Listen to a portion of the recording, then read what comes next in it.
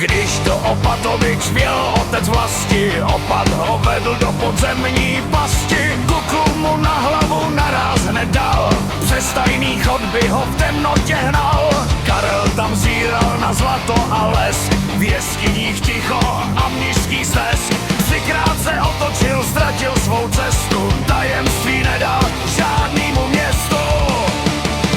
Opatovický zlato, kde sakra věříš, v bahně u labe si v temnotě ležíš. Mniši ho skryli a vzali si klíč, klášter je prachu a poklad je pryč.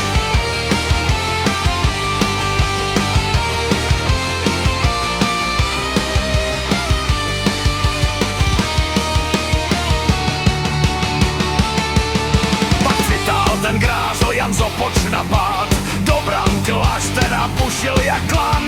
Mučil tam mnichy a opata pálil, aby se k bohatství konečně svalil. Jak opat jen mlčel a kletbu si vzal, tajemství do hrobu sebou si dal. Klášter pak husity smetli jak prach, zbyl po něm v pojích jen mrazivej strech. Opatovický zlato, kde sakra věříš, v bahně u labe si v temnotě ležíš. Mniši ho skryli a vzali si klíč, klášter je v prachu a poklad je pryč.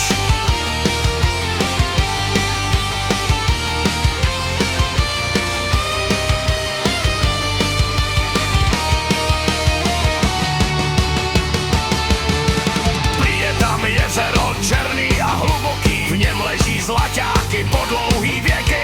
Kdo se tam ponoří, toho tma schvátí, na břeh se hledač už nikdy nevrátí. Opatovický zlato, kde sakra věříš, v bahně u labe si v temnotě ležíš. Mniši ho skryli a vzali si klíč, klášter je v prachu a poklad je pryč.